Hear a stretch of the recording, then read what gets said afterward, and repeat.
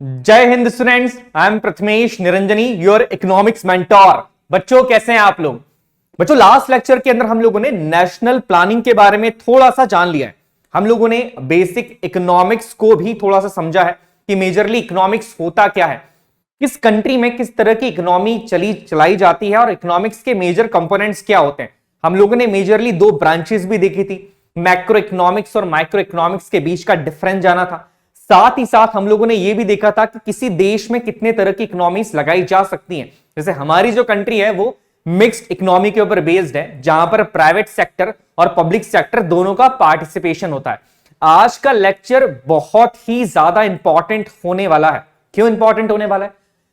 Planning in India ये एक ऐसा टॉपिक है जिससे हर साल एनडीए एक नया क्वेश्चन तो पूछता ही है। और अगर मैं ओवरऑल इकोनॉमिक्स की बात करूं, पूरे इकोनॉमिक्स के अंदर सबसे इंपॉर्टेंट टॉपिक जो है वो आपका प्लानिंग इन इंडिया ही है।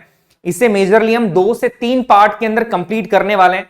सारे पार्ट्स बहुत ही ज्यादा इंपॉर्टेंट है क्योंकि हर साल अगर इकोनॉमिक्स से डायरेक्टली क्वेश्चन आता है तो वो मेजरली इसी टॉपिक से पूछा जाएगा आपसे। चलिए बच्चों टॉपिक को स्टार्ट करते हैं। टॉपिक को स्टार्ट करने से पहले मैं आपको बताना चाहूंगा कि इकोनॉमिक्स के, पॉलिटी के और अदर सारे सब्जेक्ट्स के नोट फिजिक्स वाला ऐप के ऊपर अवेलेबल हैं। आपको प्ले स्टोर पर जाकर फिजिक्स वाला ऐप को डाउनलोड करना है। डाउनलोड करने के बाद जैसे ही आप पीडब्ल्यू ऐप को ओपन करते हैं, आपको वहां पर शक्ति बैच का लोगो दिखेगा। आप शक्ति बैच के लोगो के ऊपर क्लिक करिएगा और आप शक्ति बैच को सब्सक्राइब कर लेंगे।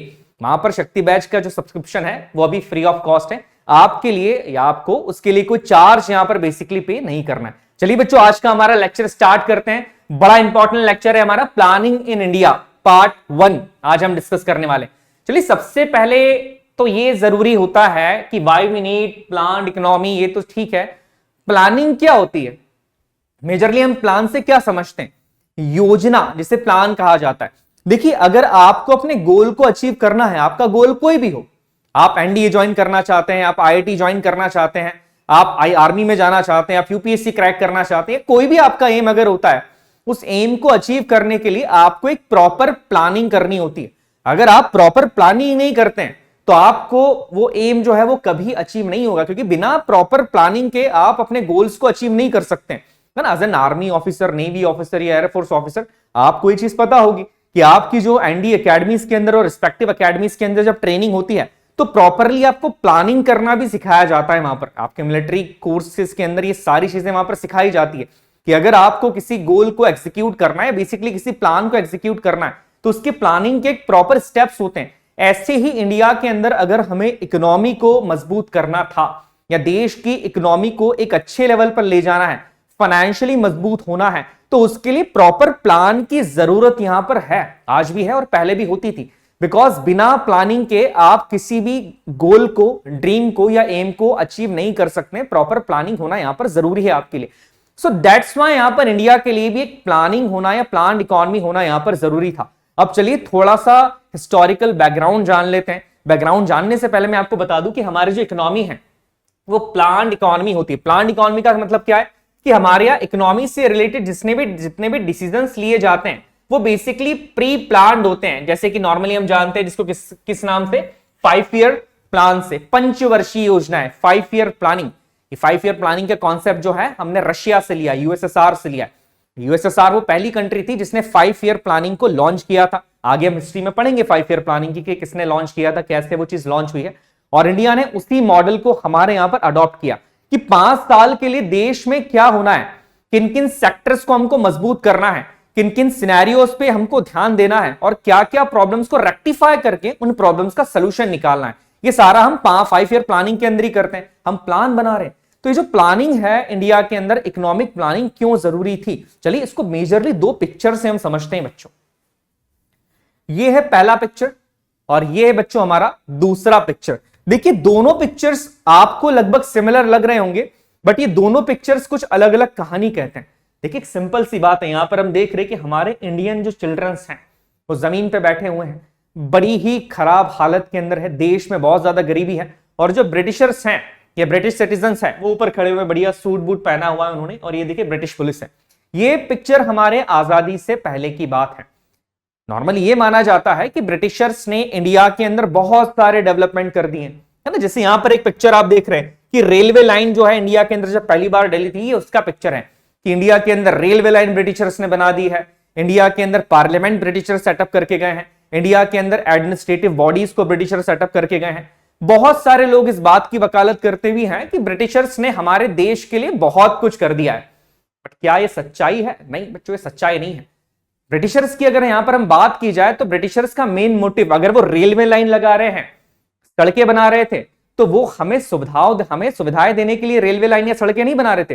What they want to do, they just want to exploit the Indian economy. हमारे यहां पर जितने भी हमारे नेचुरल रिसोर्सेस थे, जितनी भी हमारे पास संपत्ति थी, उसको वो निकालना चाहते थे, ड्रेन करना चाहते थे। जैसे लास्ट लेक्चर के हमने एक बात करी थी, दादा भाई नौरोजी की एक थ्योरी थी, ड्रेन ऑफ वेल्थ। किस तरीके से इंफ्रास्ट्रक्चर को डेवलप कर करके ब्रिटिशर्स ने हमारे यहां की इकोनॉमिकल कंडीशन को बहुत ज्यादा डिग्रेड कर दिया। देखिए पिक्चर है, हमारे देश के नागरिक और बच्चे जो है उनके भूखे मरने की नौबत आ गई थी, और ब्रिटिशर्स को यहां पर कोई फर्क नहीं पड़ रहा था, बिकॉज उनका इंडिया में आने का एक ही मतलब था कि यहां पर देश में आके देश के नेचुरल रिसोर्सेज को खत्म करना और इकोनॉमिकली देश को वीक कर देना। यहां पर चीजें जो है वो बड़ी डिग्रेड होती जा रही थी। जब तक हमें आजादी मिली तब तक हमारे इकोनॉमिकल रिसोर्सेज पूरी तरीके से ड्रेन किए जा चुके थे। ब्रिटिशर्स ने पूरी तरीके से इकोनॉमिकल ड्रेन के थ्रू हमारी इकोनॉमिकल कंडीशन को खराब कर दिया था। 1947 के अंदर, जब देश को हम आजादी की मैं बात कर रहा हूं, जब आजादी मिली उसके बाद देश के सामने जो सबसे बड़ी समस्या थी वो थी देश की इतनी बड़ी पॉपुलेशन को इकोनॉमिकली स्ट्रांग बनाना। गरीबी, भुखमरी, अनएम्प्लॉयमेंट, ऐसी बहुत सारे फैक्टर्स ब्रिटिशर्स हमारे लिए छोड़ के गए थे। इन चीजों को संभालने के लिए एक प्रॉपर प्लानिंग की जरूरत थी। दैट्स व्हाई हमने ये डिसाइड किया कि इंडिया की जो इकोनॉमी होगी वो एक प्लान्ड इकोनॉमी होगी। हम प्रॉपर प्लानिंग के थ्रू ये जितनी भी समस्याएं हमारे पास आ रही है, जो आजादी के बाद हमारे पास आई है, उन समस्याओं को हम एक एक करके दूर करेंगे, जिसके लिए हमें इकोनॉमिकल प्लान्स बनाने होंगे। एक प्रॉपर योजना के तहत हमें अपने देश की अर्थव्यवस्था को मजबूत करना होगा। चलिए अब यहां पर इसके कुछ बैकग्राउंड समझ लेते हैं, हिस्ट्री समझ लेते हैं कि बेसिकली चीजें किस तरीके से वर्क कर रही थी, हमने कहां से कौन सा मॉडल लिया है। देखिए अगर यहां पर हिस्ट्री ऑफ प्लानिंग की मैं बात करूं कि ये जो इकोनॉमिकल प्लानिंग करने की शुरुआत किस देश ने करी है, कहां से करी है, हमने ये जो मॉडल लिया है इकोनॉमिकल प्लानिंग का कि इंडिया जो है वो एक प्लान्ड इकोनॉमी होगा, ये हमने कहां से लिया है, तो इसकी शुरुआत काफी पहले से हो जाती है। जैसे अगर यहां पर बात करूं तो आप यहां पर देखिएगा, the economic planning concept is taken from the USSR. 2028 के अंदर यूएसएसआर के अंदर पहली बार इकोनॉमिक प्लानिंग का कॉन्सेप्ट लाया गया था, है ना। यूएसएसआर आप समझ रहे हैं, जिसे बेसिकली अभी हम रशिया के नाम से जानते हैं। उस टाइम इसके अंदर ये सारे देश भी जुड़े हुए थे और दैट्स व्हाई इसे यूएसएसआर कहा जाता था। नॉर्मली हम जिसे सोवियत यूनियन के नाम से जानते हैं। तो देश के अंदर देश की अर्थव्यवस्था को सुधारने के लिए एक इकोनॉमिकली प्लान किया जाना चाहिए। इस चीज की शुरुआत यहां पर हुई थी 1928 से बेसिकली यूएसएसआर में। इससे पहले की अगर मैं बात करूं तो आपने लेनिन का नाम तो सुना ही होगा।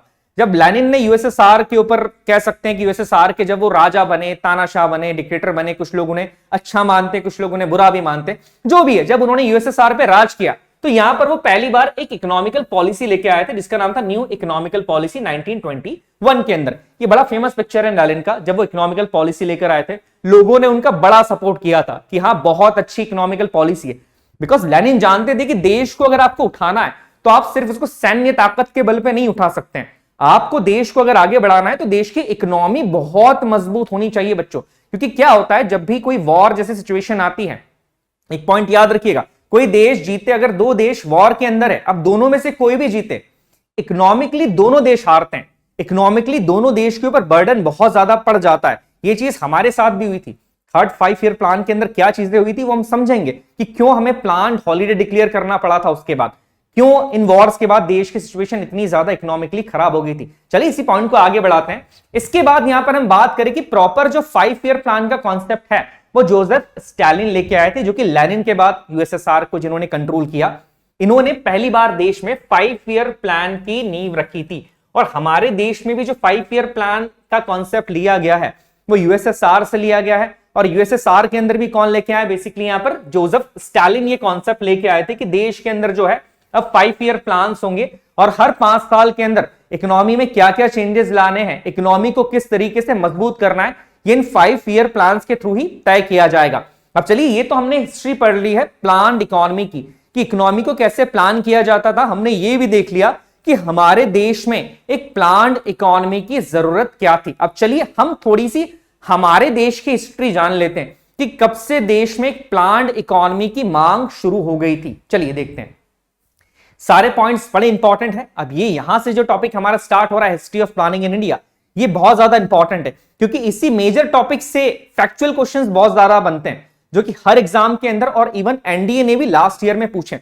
चलिए सबसे पहले अगर मैं बात करूं, आपने इनको देखा होगा, इनके नाम से नेशनल इंजीनियर्स डे भी मनाया जाता है। इनका जो नाम है वो है एम विश्वेश्वरैया। एम विश्वेश्वरैया, जो कि कह सकते हैं कि मैसूर घराने के कह सकते हैं कि मुंशी भी रहे थे, एक चीफ आर्किटेक्ट के फॉर्म में भी इन्होंने काम किया है। देश के सबसे बड़े सिविल इंजीनियर के बीच इनका नाम आता है, और इन्हीं के ऊपर, इन्हीं के जन्म दिवस के ऊपर हम नेशनल इंजीनियर्स डे भी बनाते हैं। तो देश के अंदर सबसे पहले कि भारत की एक इकोनॉमी होनी चाहिए, देश की अर्थव्यवस्था को मजबूत करने के लिए एक प्लानिंग की तरह उस अर्थव्यवस्था को लाना चाहिए, एक इकोनॉमिकल प्लानिंग होनी चाहिए। इसका सबसे पहला जो ब्लूप्रिंट दिया था वो यहां पर किसने दिया था? एम विश्वेश्वरैया जी ने 1934 में। ये पॉइंट याद रखिएगा कि देश में सबसे पहले एक प्लान्ड इकोनॉमी का जो कॉन्सेप्ट है वो एम विश्वेश्वरैया जी ने दिया था। किस ईयर के अंदर दिया था? 1934 के अंदर दिया था। बहुत इंपॉर्टेंट चीज है, इसको आप याद रखिएगा। नेक्स्ट अगर बात की जाए तो ये चीज इन्होंने अपनी एक बुक में कही थी। एक बुक इन्होंने लिखी थी जिसका नाम था प्लान्ड इकोनॉमी फॉर इंडिया। इस बुक के अंदर एम विश्वेश्वरैया जी ने एक ऐसा ब्लूप्रिंट दिया था, एक ऐसा स्ट्रक्चर दिया था जिसके थ्रू ये समझा जा सके कि देश की इकोनॉमी को कैसे मजबूत किया जा सकता है।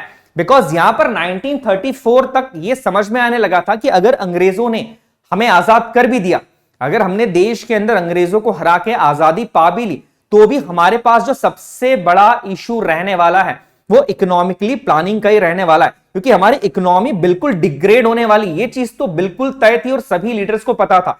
बट इस चीज को सीरियसली जिस पर्सन ने पहली बार लिया था वो थे डॉक्टर एम विश्वेश्वरैया। बड़े इंपॉर्टेंट नेम है, याद रखिएगा। नेक्स्ट इनकी बुक का क्या नाम था? The planned economy of India. इन्होंने इस बुक के अंदर पहली बार इकोनॉमिकल प्लानिंग का एक ब्लूप्रिंट यहां पर दिया था। नेक्स्ट अगर पॉइंट की बात की जाए बच्चों, कि यहां पर इन्होंने कहा क्या, इस बुक के अंदर, इस प्लान के अंदर डॉक्टर विश्वेश्वरैया जी ने यह कहा, हमारे देश की जो इकोनॉमी है, जैसा कि मैंने पहले भी बताया है कि देश की इकोनॉमी लास्ट शुरुआती तौर से प्राइमरी सेक्टर के ऊपर डिपेंड थी। प्राइमरी सेक्टर कौन सा था हमारा?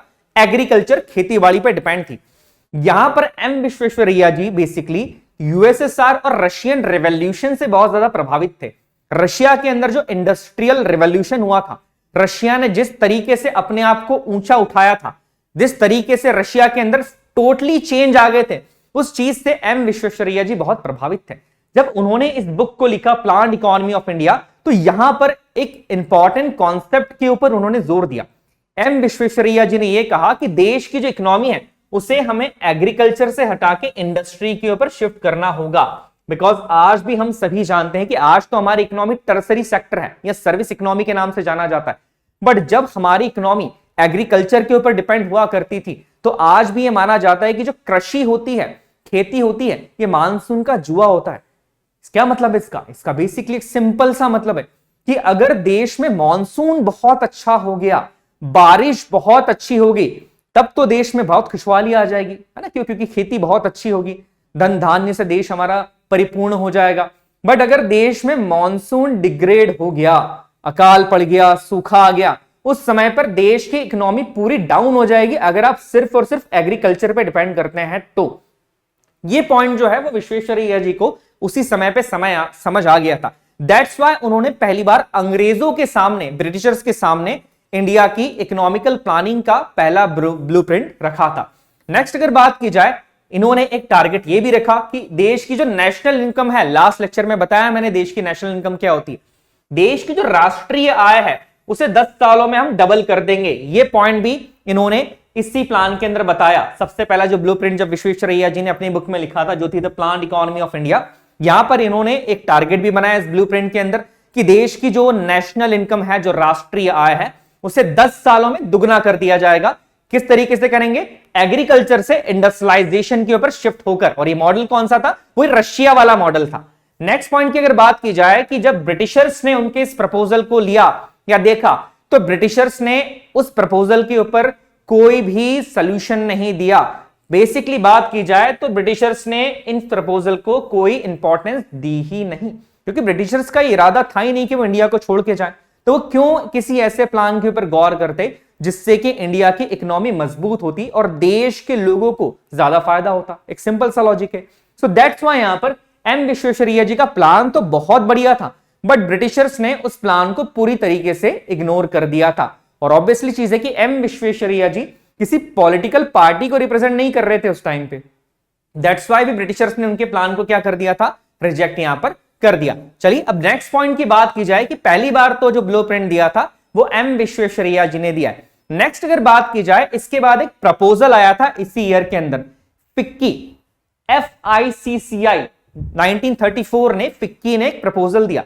कुछ याद आ रहा है फिक्की? आज भी ये फिक्की जो ऑर्गेनाइजेशन है वो आज भी हमारे देश में काम करती है। चलिए इसका फुल फॉर्म देख लेते हैं। फिक्की की अगर हम बात करें, federation of Indian chambers of commerce and industry. That means देश के अंदर जितने भी लोग कैपिटलिस्ट हैं या देश के जितने भी इंडस्ट्रियलिस्ट हैं, उनका एक संगठन, उनका एक ऑर्गेनाइजेशन, जिसे फिक्की के नाम से जाना जाता है, federation of Indian chambers of commerce and industry. यहां पर जो उस समय फिक्की के चेयरमैन थे या उस समय जो फिक्की के प्रेसिडेंट थे, जिनका नाम था NR सरकार। NR सरकार जी ने पहली बार ये कहा इस प्लान के अंदर कि देश के अंदर एक नेशनल प्लानिंग कमीशन बनाया जाना जरूरी है। नेशनल प्लानिंग कमीशन का क्या मतलब है? सिंपल सी चीज है, एक ऐसा ऑर्गेनाइजेशन आप बनाइए जो देश के लिए प्लानिंग करेगा कि देश में किस तरीके से अर्थव्यवस्था को सुधारा जाए। तो देश के अंदर एक नए नेशनल प्लानिंग को बनाना चाहिए। ये पहली बार फिक्की ने कहा था। फिक्की प्रपोजल के अंदर ये चीज कही गई थी। क्यों ये चीज कही गई थी? बिकॉज जैसे ही एम विश्वेश्वरैया जी ने इंडस्ट्रियलाइजेशन की बात करी, तो ये फिक्की जो कि इंडस्ट्रियलाइजेशन का ऑर्गेनाइजेशन था, यहां के लोग सक्रिय हो गए। उन्हें लगा कि बिल्कुल सही बात कही जा रही है कि देश का इंडस्ट्रियलाइजेशन होना जरूरी है। तो अगर कोई व्यक्ति ब्लूप्रिंट दे रहा है इंडस्ट्रियलाइजेशन के लिए, तो क्यों ना हम भी अपना एक प्रपोजल यहां पर प्रेजेंट करें ब्रिटिश गवर्नमेंट के सामने। तो ये प्रपोजल जो है वो प्रेजेंट किसके थ्रू किया गया था? NR सरकार के थ्रू प्रेजेंट किया गया था। और इन्होंने पहली बार ये कहा था कि देश के अंदर एक नेशनल प्लानिंग कमीशन होनी चाहिए। आज भी अगर मैं फिक्की की बात करूं तो ये करंट में फिक्की के चेयरमैन है, जो कि उदय शंकर जी है। ये करंट में फिक्की के चेयरमैन है और ये फिक्की का लोगो है। आपने कई बार इस लोगो को भी देखा होगा। तो ये थोड़ा सा पॉइंट याद रखिएगा कि करंट के अंदर फिक्की के चेयरमैन आज कौन है। चलिए नेक्स्ट पॉइंट बात करते हैं कि दो बार हो गई एक चीज। 1934 के अंदर पहली बार डिमांड करिए, दूसरी बार भी 1934 में ही है, बट अभी तक इस डिमांड को एक्सेप्ट नहीं किया गया है। क्यों? क्योंकि कोई ऑफिशियल डिमांड नहीं रखी गई है। अब आता है समय 1938 का, जब इंडियन नेशनल कांग्रेस, जो कि उस समय देश की सबसे बड़ी पॉलिटिकल पार्टी थी, जो देश की आजादी के लिए लड़ रही थी, 1938 के अंदर पहली बार कांग्रेस की तरफ से एक ऑफिशियल डिमांड की गई नेशनल प्लानिंग कमीशन की।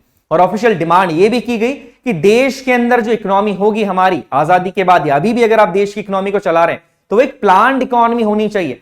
ऐसा नहीं होना चाहिए कि समय के आने पर ही आप कोई डिसीजन ले, समय के आने पर ही आप अपनी इकोनॉमी को चेंज कर रहे हैं। ये चीज जो है कब दी गई थी? 1938 के अंदर दी गई थी। यहां पर अगर हम बात करें तो बड़ा ही हिस्टोरिकल पिक्चर है।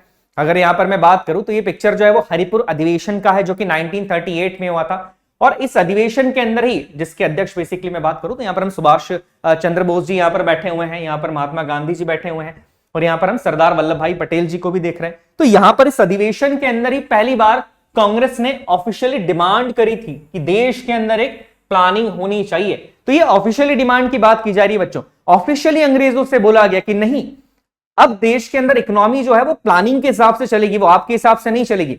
और पहली बार देश में एक प्लान्ड इकोनॉमी की डिमांड रखी गई थी 1938 के अंदर, एक कांग्रेस प्लान के अंदर। इसके कुछ इंपॉर्टेंट पॉइंट्स भी, ये भी हम देख लेते हैं। महात्मा गांधी, हमारे जो महात्मा गांधी थे, हमारे जो महात्मा गांधी बापूजी थे, वो बेसिकली यहां पर फिक्की के जो प्लान था और सेंट्रलाइज स्टेट प्लान जो दिया गया था, बिकॉज फिक्की का जो प्लान है और सेंट्रलाइज स्टेट प्लान का बेसिकली मतलब होता है कि जो भी प्लानिंग की जाएगी वो सेंटर ही करेगा पूरे देश के लिए। और फिक्की का प्लान क्या था कि इंडस्ट्रियलाइजेशन पे ज्यादा जोर दिया जाए। इंडस्ट्रियलाइजेशन को बढ़ाया जाए। गांधी जी कहीं ना कहीं इन दोनों चीजों के अगेंस्ट थे।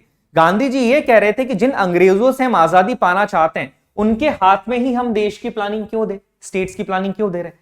और यहां पर ये भी कहना चाहते थे कि देश को अगर आगे बढ़ाना है तो सिर्फ इंडस्ट्रियलाइजेशन से काम नहीं चलेगा, आपको देश को अगर आगे बढ़ाना है तो देश का रूरल डेवलपमेंट करना पड़ेगा, क्योंकि देश का एक बहुत बड़ा हिस्सा रूरल एरियाज के अंदर रहता था, आज भी रहता है, उस टाइम भी रहता था। तो गांधी जी जो है वो इस फिक्की के जो प्रपोजल था उसके टोटली यहां पर अगेंस्ट थे।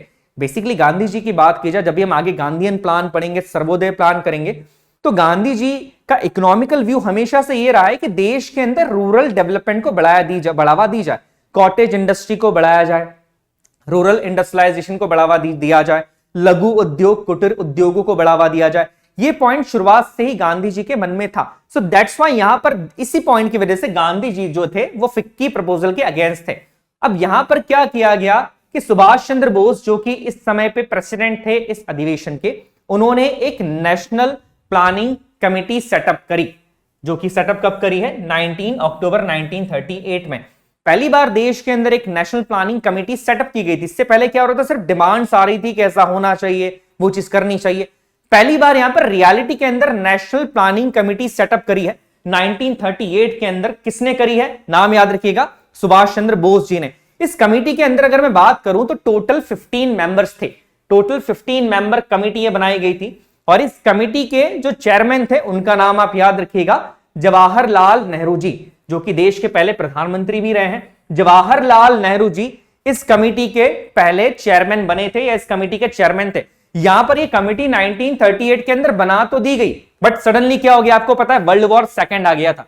वर्ल्ड वॉर सेकंड आने के कारण इस कमेटी को बेसिकली काम यह दिया गया था कि देश के अंदर इकोनॉमी को किस तरीके से सही किया जाए, गरीबी को आप कैसे कम कर रहे हो, देश के अंदर इकोनॉमिकल प्रॉपर पॉलिसीज को इंप्लीमेंट करना, ये सारे काम इस कमेटी को यहां पर दिए गए थे। और ये काम बहुत स्मूथली चल भी रहे थे कुछ समय तक, कुछ 6 महीने तक ये काम बड़े स्मूथली चले, चीजें बहुत अच्छे ढंग से की जा रही थी। कमेटी अपनी बहुत अच्छी अच्छी रिपोर्ट्स बना रही थी कि किस तरीके से देश की इकोनॉमी को बढ़ाया जा सकता है। बट सडनली हुआ ये कि अगर मैं बात करूं कि सेकेंड वर्ल्ड वॉर के टाइम पर कमेटी का वर्क जो है वो इंटरप्ट हो गया। और इसके बाद आपको सभी को पता है कि 1942 में भारत छोड़ो आंदोलन के समय सारे बड़े नेताओं को जेल में भी डाल दिया गया था। इस कारण से इस कमेटी का जो काम है वो बहुत ज्यादा क्या हो गया, यहां पर इंटरप्ट हो गया। और इस कमेटी ने अपनी जो फाइनल रिपोर्ट प्रेजेंट करी थी बच्चों, वो करी थी 1949 में। और इस रिपोर्ट के बाद ही बेसिकली हमारा प्लानिंग कमीशन ऑफ इंडिया बना था, जो कि अभी हम इसी लेक्चर के अंदर पढ़ेंगे। तो अगर ऑफिशियली डिमांड की बात की जाए यहां पर, तो यहां पर ऑफिशियली जो डिमांड की गई है वो कांग्रेस प्लान के थ्रू की गई थी। अब 1938 तक देखिए एनडीपी बन चुका है, एनपीसी बन चुका है, नेशनल प्लानिंग कमेटी बन चुकी है, हमारा नेशनल डेवलपमेंट काउंसिल की हम बात करें तो सारी चीजें यहां पर बन चुकी है। अब इसके बाद होता यह है कि एक और प्लान दिया जाता है इंडस्ट्रियलिस्ट की तरफ से। होता यह है कि 1944 की अगर मैं बात करूं, देश के सबसे बड़े इंडस्ट्रियलिस्ट की जब बात आती है, आज भी अगर मैं बात करूं, देश के सबसे बड़े इंडस्ट्रियलिस्ट और रिनोन इंडस्ट्रियलिस्ट जो कि पहले से देश में थे, तो एक ही नाम आपके मन में आता है, जी हां, हम बात कर रहे हैं टाटास की। ये है हमारे जेआरडी टाटा। तो यहां पर बेसिकली जो हमारे जेआरडी टाटा थे, उस समय वो देश के जितने भी इंडस्ट्रियलिस्ट थे उनके लीडर थे, सबसे बड़े लीडर थे इंडस्ट्रियलिस्ट के। वो ये चाहते थे कि देश के अंदर जब भी इकोनॉमिकल डेवलपमेंट किया जाए उसमें देश के इंडस्ट्रियलिस्ट का भी हाथ होना जरूरी है, क्योंकि इसके पहले क्या हुआ था 1938 में, गांधी जी तो फिक्की प्रपोजल के अगेंस्ट है, बट यहां पर इंडस्ट्रियलिस्ट ने ये कहा, जेआरडी टाटा ये चाहते थे कि देश को अगर आपको आगे बढ़ाना है तो आप सिर्फ एग्रीकल्चर के भरोसे या रूरल डेवलपमेंट के भरोसे नहीं बैठ सकते हैं, आपको कहीं ना कहीं इंडस्ट्रीज के ऊपर भी ध्यान देना होगा, इंडस्ट्रियलाइजेशन को बढ़ाना होगा। दैट्स वाई उस समय देश के जो 8 लीडिंग कैपिटलिस्ट थे, देश के 8 बड़े जो बिजनेसमैन थे, उन्होंने हम बेसिकली अगर मैं बात करूं कि जेआरडी टाटा की लीडरशिप के अंदर एक प्लान बनाया, जिसको बेसिकली हम बॉम्बे प्लान के नाम से भी जानते हैं और बिरला टाटा प्लान के नाम से भी जानते हैं। इस प्लान के अंदर बेसिकली हैवी इंडस्ट्रियलाइजेशन की बात की गई थी। यह प्लान पूरा सपोर्ट कर रहा था हैवी इंडस्ट्रियलाइजेशन को। जैसे यहां पर हम बात करें कि इसके पहले गांधी जी ने किस चीज की बात करी थी, वो रूरल डेवलपमेंट की बात कर रहे हैं, स्मॉल एंड कॉटेज इंडस्ट्रीज की बात कर रहे थे। बट इस प्लान के थ्रू हैवी इंडस्ट्रियलाइजेशन को सपोर्ट किया गया। या ये कहा गया कि देश के अंदर हैवी इंडस्ट्रियलाइजेशन होना चाहिए, बड़ी बड़ी इंडस्ट्री लगानी चाहिए, स्टील प्लांट लगाना चाहिए, यहां पर आयरन प्लांट्स लगाना चाहिए, एल्यूमिनियम प्लांट्स लगाना चाहिए। और देश के 8 लीडिंग कैपिटलिस्ट ने ये जो है ये प्रपोजल यहां पर रखा था। इसलिए ये जो प्रपोजल रखा था, इस प्रपोजल का टाइटल दिया गया था a plan for economic development for India. इस टाइटल के साथ ये प्रपोजल यहां पर रखा गया था, ये पॉइंट याद रखिएगा। अब यहां पर जो 8 लीडिंग कैपिटलिस्ट हैं, जैसे मैंने बताया कि आप इसको बिरला टाटा प्लान भी कहा जाता है, वो 8 लीडिंग कैपिटलिस्ट थे। पहले अगर हम बात करें JRD टाटा जी, जो कि बॉम्बे प्लान को लीड कर रहे थे। उसके बाद घनश्याम दास बिरला जी, जिन्हों हम बिरला के नाम से जानते हैं, वो भी इस कमिटी के या जो 8 कैपिटलिस्ट थे उसमें से एक मेंबर थे। तीसरी बात की जाए तो यहां पर A दलाल जी यहां पर थे। इसके बाद अगर हम बात करें तो लाला श्रीराम जी, इसके बाद बात करें तो कस्तूर भाई लाल भाई, इसके बाद अगर बात करें तो AD श्रॉफ, और इसके बाद बात की जाए पुरुषोत्तम दास ठाकुर दास। ये एक रिनोन नेम है, बिकॉज जो ड्राफ्ट बनाया था वो इन्हीं की कह सकते हैं कि 2 ड्राफ्ट बने थे इस बॉम्बे प्लान के, एक 44 के अंदर बना था, 45 के अंदर बना था। तो पहला जो है वो इन्होंने प्रेजेंट किया था। नेक्स्ट अगर बात की जाए जो सबसे इंपॉर्टेंट है जॉन मथाई जी। मुझे बताइएगा जॉन मथाई जी कौन है, कमेंट बॉक्स के अंदर बताइएगा। बड़ा ही इंपॉर्टेंट नेम है ना, बड़ा इंपॉर्टेंट सी नेम है। जॉन मथाई जी भी इस कमेटी के इन 8 कैपिटलिस्ट के अंदर मेंबर थे। अब यहां पर जब इन्होंने ये प्लान प्रस्तुत कर दिया, बॉम्बे प्लान यहां पर दिया गया, इसके बाद हम अगेन आते हैं, अगेन एक प्लान आया 1944 के अंदर ही, जिसे बेसिकली हम किस नाम से जानते हैं, द गांधीयन प्लान और गांधी योजना। 1944 के अंदर यहां पर एक और प्लान आता है जिसे हम गांधी प्लान या गांधी योजना के बारे में जानते हैं। बच्चों ये प्लान भी बहुत ज्यादा इंपॉर्टेंट है, क्योंकि देखिए दोनों प्लान्स कहीं ना कहीं सेम ईयर के अंदर ही आ रहे।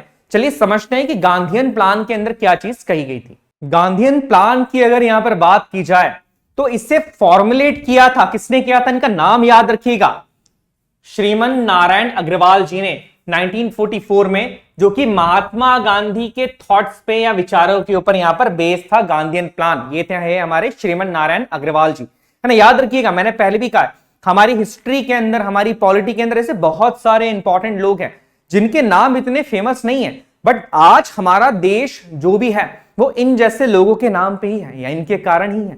जैसे हमने बात करी थी अभी सुभाष चंद्र बोस जी, इसके पहले थे।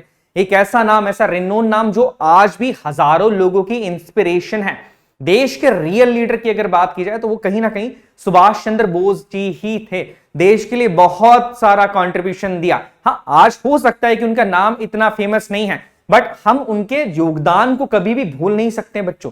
जो रेवोल्यूशन लाया गया था यहां पर, या बात की जाए जो लिबरल सोच लाई गई थी, है ना, आजाद हिंद फौज की जब बात करें तो उनका नाम सामने आ जाता है। और आप सब तो एनडीए एस्पिरेंट हैं, तो आजाद हिंद फौज और देश के जो इतने बड़ी फौज के लीडर थे सुभाष चंद्र बोस जी, उनके बारे में जानना तो आपके लिए बहुत ज्यादा जरूरी हो ही जाता है। चलिए ठीक है, स्टार्ट करते हैं। यहां पर अगर बात की जाए तो गांधीयन प्लान के अंदर, जो गांधीयन योजना के नाम से जिसे जाना जाता है, इसे फॉर्मुलेट किया था, मतलब इसे स्ट्रक्चर में तैयार किया था किसने, श्रीमन नारायण अग्रवाल जी ने। बट ये किसकी सोच के ऊपर बेस्ड थी, ये महात्मा गांधी जी की सोच के ऊपर बेस्ड थी। महात्मा गांधी जी की सोच क्या थी, मैंने आपको बता दिया। यहां पर बात की जा रही है रूरल डेवलपमेंट की। जो डेवलपमेंट किया जा रहा है, जो इंडस्ट्रियलाइजेशन भी किया जा रहा है, वो किसका किया जाना चाहिए, रूरल एरिया का किया जाना चाहिए। कॉटेज इंडस्ट्री को बढ़ावा देने की यहां पर बात की गई थी। चलिए इस पॉइंट को समझते हैं बेसिकली यहां पर, कि यहां पर ये जो प्लान दिया गया था, ये किसने दिया था, देखिए इस बुक के अंदर ये प्लान दिया गया था, the Gandhian plan of economic development for India, जो कि श्रीमन नारायण अग्रवाल जी ने यहां पर लिखी है। और ये किसके अपोजिट थे, ऑब्वियसली वो इंडस्ट्रियलिस्ट के। बॉम्बे प्लान, बॉम्बे प्लान क्या बोल रहा था कि नहीं नहीं हैवी इंडस्ट्री होनी चाहिए। इस प्लान के अपोजिट ये प्लान लाया गया था, जो कि था अपोजिट था बॉम्बे प्लान के और एनपीसी नेशनल प्लानिंग कमेटी के अपोजिट था। क्योंकि नेशनल प्लानिंग कमेटी भी कहीं ना कहीं बेसिकली बात की जाए तो हैवी इंडस्ट्रीज के सपोर्ट में थी। तो यहां पर गांधी जी का जो व्यू था वो ये था कि देश का अगर डेवलपमेंट करना है तो वो गांव से किया जाना चाहिए, जो बिल्कुल सही भी था कि देश को डेवलपमेंट अगर करना है तो आपको गांव के अंदर लघु उद्योगों को, कुटीर उद्योगों को और कॉटन इंडस्ट्री को बढ़ावा देना चाहिए। तो इस प्लान के थ्रू जो है वो बॉम्बे प्लान का अपोज किया गया था। इसके बाद अगर बात की जाए तो ये प्लान टोटली अगेंस्ट था हैवी इंडस्ट्रियलाइजेशन के। यहां पर गांधी जी एक चीज कही थी, बड़ी इंपॉर्टेंट बात वो कहते थे कि आप अगेन किसी एक पर्सन पे देश की इकोनॉमी को डेवलपमेंट मत कीजिए। कि जैसे पहली अगर हम बात करें यहां पर ईस्ट इंडिया कंपनी के ऊपर जब देश पूरा डिपेंडेंट हो गया था, तो ईस्ट इंडिया कंपनी का कहीं ना कहीं देश पे कब्जा हो गया था। तो यहां पर गांधी जी को यही लग रहा था कि देश के अंदर जब सिर्फ और सिर्फ इंडस्ट्रियलाइजेशन हो जाएगा तो तो कहीं देश की इकोनॉमी कैपिटलिस्ट इकोनॉमी ना बन जाए, जैसे कि क्लास कॉन्फ्लिक्ट रशिया के अंदर हो रहा था। रशिया में दो क्लास बन गए थे, एक तो हो गया था अपर क्लास जो कि कैपिटलिस्ट थे, एक दूसरा हो गया था लेबर क्लास। तो इसी डर के कारण इस प्लान को यहां पर अपोज किया जा रहा था और गांधी जी हैवी इंडस्ट्रियलाइजेशन के टोटली यहां पर अगेंस्ट थे, इसीलिए इस प्लान को लाया गया था। अब इस प्लान के अंदर था क्या, देखिए सबसे इंपॉर्टेंट पॉइंट तो ये है कि यहां पर जोर दिया गया, एम्फसाइज किया गया विलेज डेवलपमेंट एंड एग्रीकल्चर को। गांव का विकास करिए, गांव का विकास करिए, गांव का विकास करेंगे तो देश का विकास अपने आप हो जाएगा, है ना। यहां पर दैट्स व्हाई क्या किया जाता है, आज भी हमारे देश में जो भी स्कीम्स बनाई जाती हैं, जितनी भी एग्जाम्स में भी स्कीम पूछी जाती है, एग्रीकल्चर से रिलेटेड स्कीम सबसे ज्यादा इंपॉर्टेंट होती है, क्योंकि हमारे देश की इकोनॉमी की अगर मैं अभी भी बात करूं तो हम बहुत सारी चीजों के लिए एग्रीकल्चर पे ही डिपेंडेंट हैं। सो दैट्स व्हाई इस प्लान के अंदर भी गांधी जी ने जो है वो विलेज डेवलपमेंट और एग्रीकल्चर को बढ़ाने की बात करी थी कि देश में खेतीबाड़ी को बढ़ाया जाना चाहिए। नेक्स्ट अगर बात की जाए कि promotion of cottage and village industry, जो मैं ऑलरेडी आपको बता चुका हूं कि देश के अंदर कॉटेज इंडस्ट्रीज को और विलेज इंडस्ट्रीज को बढ़ावा देना चाहिए, यह बात भी किसके अंदर की गई थी, गांधीयन प्लान के अंदर की गई थी, जो कि 1944 में आया था। इसके बाद हम बात करें कि इसके जस्ट एक साल बाद एक और प्लान आता है जो कि बहुत ज्यादा इंपॉर्टेंट माना नहीं जाता है, बट हो सकता है कि यहां पर इससे क्वेश्चन पूछ लिया जाए। अब अगर हम प्लानिंग पढ़ ही रहे हैं तो प्रॉपरली अगर चीजों को एक साथ ही पढ़ लिया जाए तो क्वेश्चन फिर कहीं से भी आए आप उस क्वेश्चन को लगा ही लोगे, वो क्वेश्चन आप सॉल्व कर ही लोगे। नेक्स्ट प्लान आया था बच्चों द पीपल्स प्लान, जो कि प्रेजेंट किया था एम एन रॉय साहब ने। ये एम एन रॉय जी हैं, इनका नाम शायद आपने सुना भी होगा, पॉलिटी में कुछ याद आ रहा होगा आपको। एम एन रॉय जी ने जो है वो पीपल्स प्लान को फॉर्मुलेट किया था। ये प्लान किसके ऊपर बेस्ड था, अब देखिए एक इंसान जो एक प्लान के अंदर बात करते हैं कि हैवी इंडस्ट्री होनी चाहिए, एक प्लान में बोल रहे हैं कि नहीं रूरल डेवलपमेंट होना चाहिए, बट एम एन रॉय जी का ये जो प्लान था ये बेसिकली मार्क्सिस्ट सोशलिज्म के ऊपर था। और यहां पर एक चीज इन्होंने कही थी कि इस प्लान के थ्रू एग्रीकल्चर को भी इंपॉर्टेंस दी गई थी और इंडस्ट्रियलाइजेशन को भी इंपॉर्टेंस दी गई थी। इन्होंने ये कहा था कि देश को अगर बढ़ाना है तो कृषि के साथ साथ, खेतीबाड़ी के साथ साथ देश में इंडस्ट्रियलाइजेशन को भी आपको प्रॉपर तरीके से बढ़ाना ही पड़ेगा। और ये चीज कहां कही गई थी, ये इस पीपल्स प्लान के अंदर कही गई थी। पीपल्स प्लान जो एम एन रॉय जी का था वो मार्क्सिस्ट सोशलिज्म के ऊपर बेस्ड था। इसकी अगर मैं प्रॉपर ब्रीफ में आपको व्यू दूं तो वो ये चाहते थे कि देश के अंदर जितने भी लोग हैं उनके पास उनका इकोनॉमिक डेवलपमेंट एटलीस्ट इतना हो जाना चाहिए कि वो अपनी बेसिक नेसेसिटीज को पूरा कर सकें, जो रोजमर्रा की आवश्यकताएं हैं या जीवन जीने के लिए एटलीस्ट जितना पैसा होना चाहिए, जो बेसिक नेसेसिटीज हैं उसको पूरा ये यहां पर कर सकें। सो दैट्स व्हाई जो प्लान लाया गया था 1945 के अंदर लाया गया था और इन्होंने किस चीज को एडवोकेट किया था, वकालत की थी, basic necessity for the people. याद रखिएगा, बड़ा इंपॉर्टेंट सी चीज है। नेक्स्ट अगर बात की जाए आजादी मिलने के बाद, ये आजादी मिली हमको, उसके बाद एक प्लान आया था सर्वोदय योजना, द सर्वोदय प्लान। ये प्लान से क्वेश्चन बहुत सारी एग्जाम्स में पूछे गए हैं। सर्वोदय योजना, सबका उदय, सर्वोदय सबका विकास, यहां पर हम उसी की बात कर रहे हैं। सर्वोदय योजना जो कि 1950 के अंदर लाई गई थी। अब ये 1950 के अंदर लाए कौन है देख लेते हैं। यहां पर ये बनाई गई थी श्री जयप्रकाश नारायणन जी के द्वारा। जी हां, ये वही जयप्रकाश नारायण जी हैं। अगर आप लोगों ने पॉलिटी को अच्छे से पढ़ा है या आपको थोड़ा पॉलिटिक्स का नॉलेज है तो जयप्रकाश नारायण जी एक बहुत ही फेमस नाम है, याद करिएगा, बड़ा इंपॉर्टेंट नेम है, करेंगे हम डिस्कस इनके बारे में।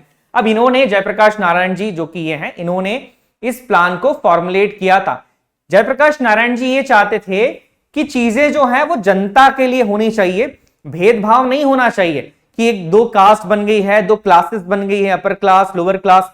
यहां पर ये सीधी सी बात करते थे कि देश के अंदर जो भी हो रहा है, इकोनॉमी भी बन रही है तो वो किसकी भलाई के लिए होनी चाहिए, जनता की भलाई के लिए होनी चाहिए। देश में अगर कोई स्कीम भी बन रही है तो वो किसकी भलाई के लिए होनी चाहिए, देश के नॉर्मल पॉपुलेशन की भलाई के लिए होनी चाहिए। और इसी कॉन्सेप्ट को फॉलो कौन करते थे, ये जो सर्वोदय का कॉन्सेप्ट था कि सबका उदय हो, ना कि किसी पर्टिकुलर क्लास का, ना कि एक पर्टिकुलर कास्ट का, सबका विकास हो, सबका उदय हो। ये किसका नारा था बेसिकली, ये था आचार्य विनोबा भावे जी का नारा।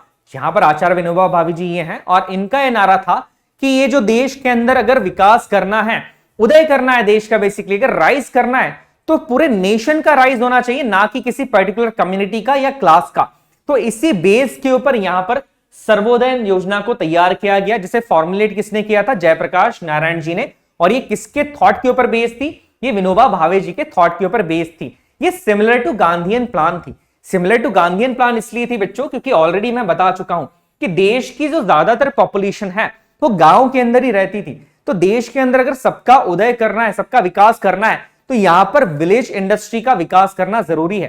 तो ये जो सर्वोदय प्लान है ये कहीं ना कहीं पूरी तरीके से सिमिलर था हमारे गांधीयन प्लान की तरह। नेक्स्ट अगर यहां पर बात करें तो यहां पर कॉटेज इंडस्ट्री को बढ़ावा देने की बात की गई थी, जो हम ऑलरेडी डिस्कस कर चुके हैं कि कॉटेज इंडस्ट्री को इसके थ्रू बढ़ावा दिया गया। इसके बाद यहां पर सेल्फ रिलायंस की बात की गई थी। सेल्फ रिलायंस का मतलब यह होता है कि आत्मनिर्भर हो जाना। देश किसी भी दूसरे देश के ऊपर किसी भी पॉइंट के लिए या किसी भी कमोडिटी के लिए डिपेंड नहीं करेगा। जैसे आजादी के बाद हम बहुत ज्यादा डिपेंडेंट थे किस चीज के लिए? खाने पीने की चीजों के लिए। आपको लग रहा होगा कि अरे देश के अंदर तो एग्रीकल्चर बहुत ज्यादा था, बहुत अच्छी कृषि होती थी। नहीं, हम फूड ग्रेन्स के लिए भी दूसरी कंट्री पे डिपेंडेंट थे। बेसिकली बात करूं मैक्सिको, रशिया, ये कंट्रीज थी जिनके ऊपर हम फूड ग्रेन के लिए डिपेंडेंट हो गए थे। करेंगे इसके बारे में आगे, हम इसी लेक्चर में बात करेंगे।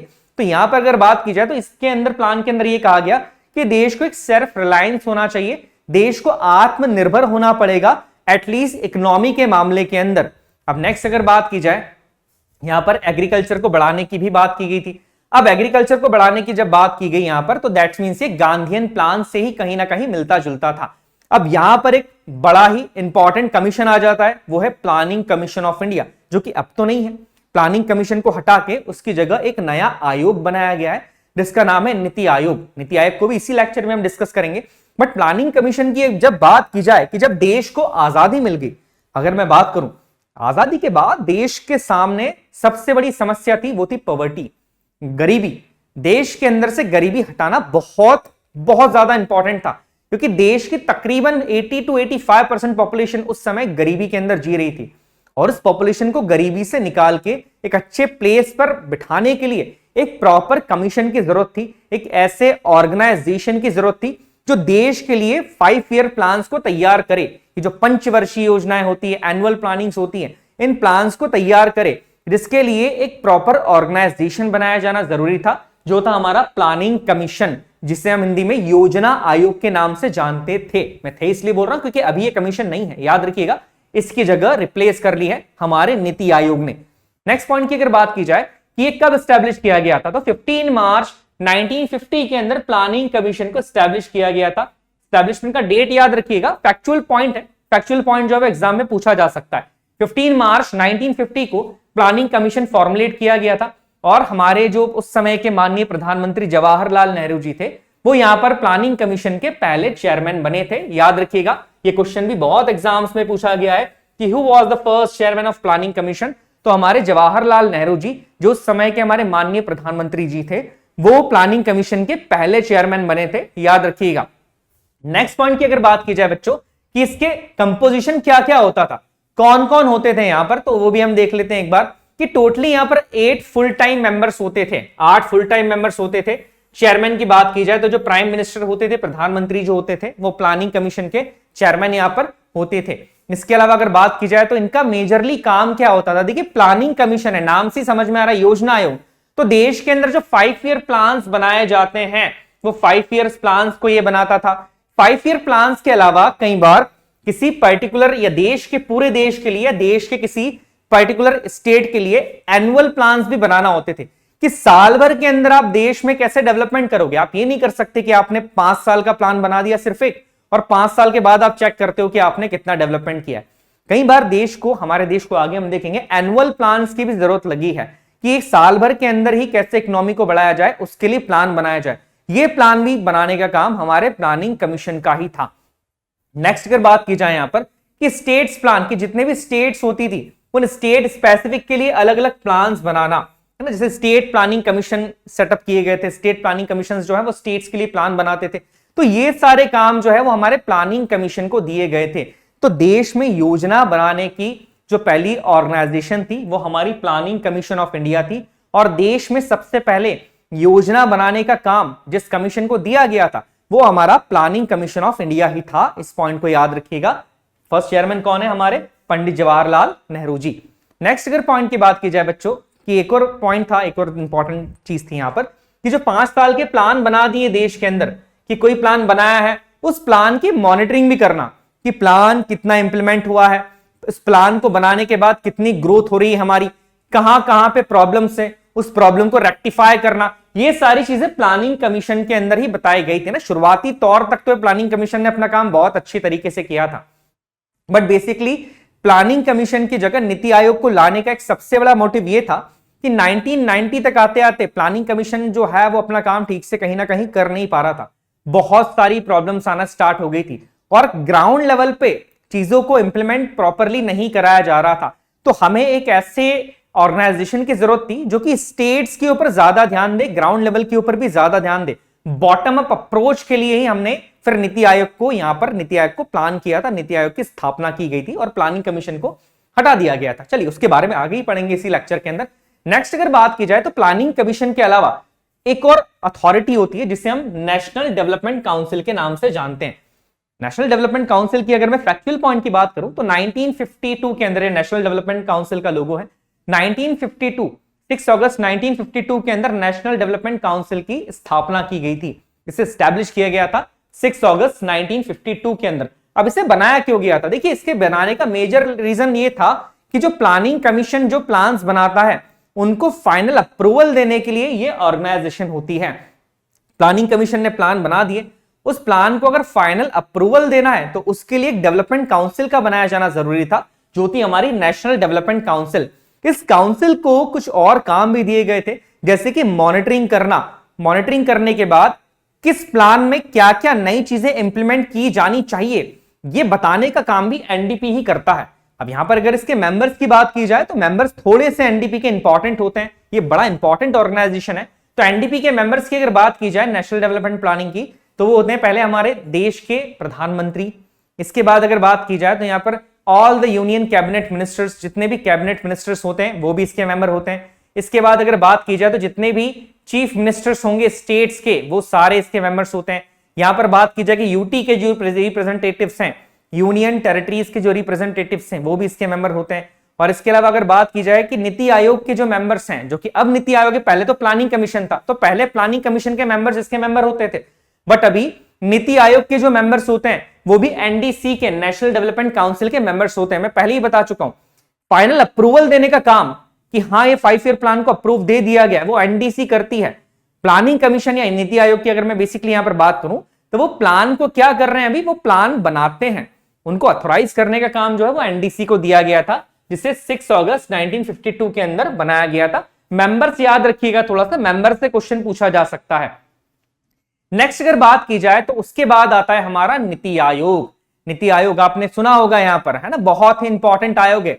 नीति आयोग का फुल फॉर्म की मैं बात करूं, नेशनल इंस्टीट्यूशन या इंस्टीट्यूट फॉर ट्रांसफॉर्मिंग इंडिया, ये नीति का फुल फॉर्म है। एन से नेशनल, आई से इंस्टीट्यूट, टी से ट्रांसफॉर्मिंग एंड आई से इंडिया, नीति आयोग। आज देश के अंदर जो इकोनॉमिकल प्लानिंग की जाती है, एग्जीक्यूट किया जाता है, वो सारा का सारा हमारा नीति आयोग करता है।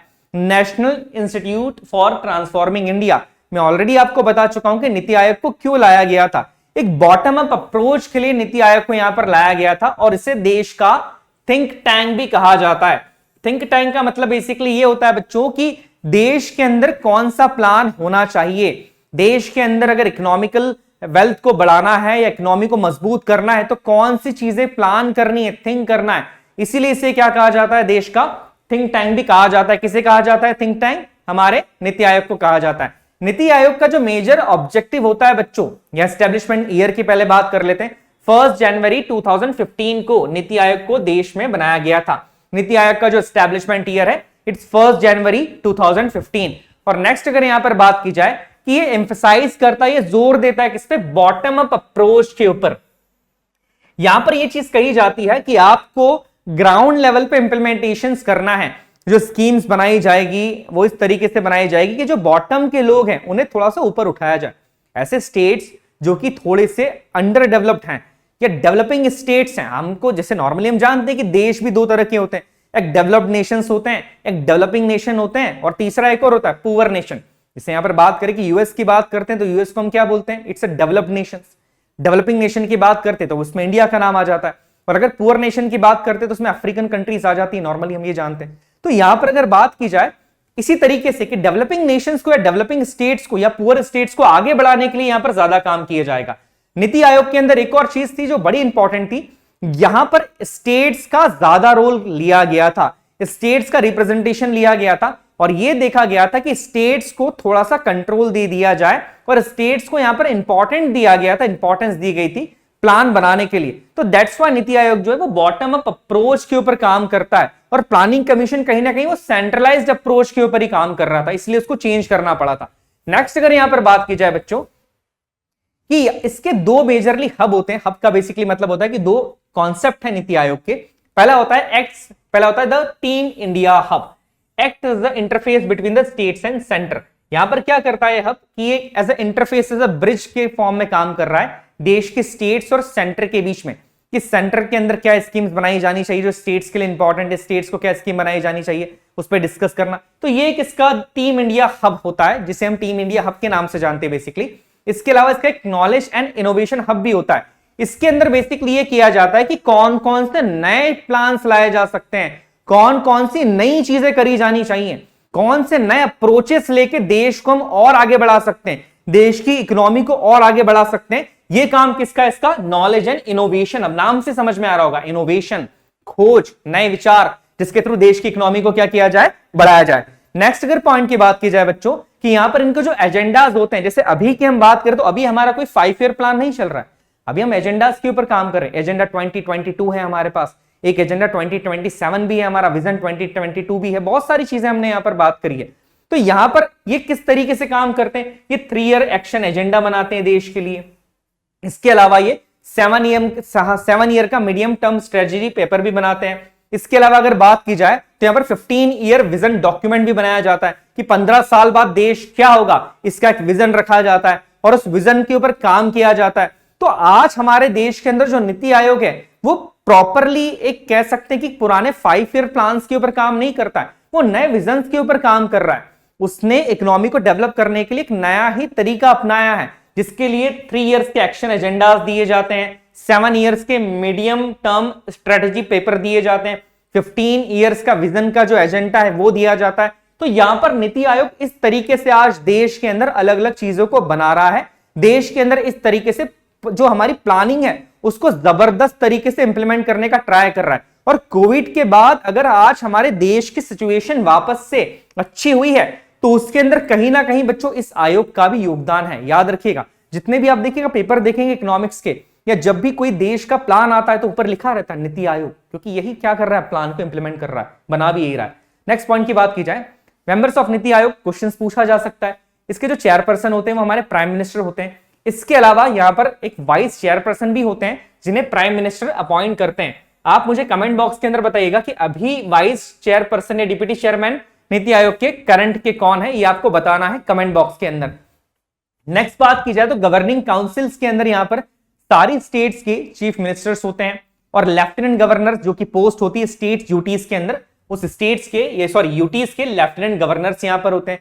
इसके अलावा यहां पर रीजनल काउंसिल भी होती है जो कि स्पेसिफिक इश्यूज के ऊपर बात करती है, उसमें चीफ मिनिस्टर्स भी होते हैं, प्राइम मिनिस्टर भी होते हैं। इसके अलावा यहां पर एडहॉक मेंबर्स होते हैं।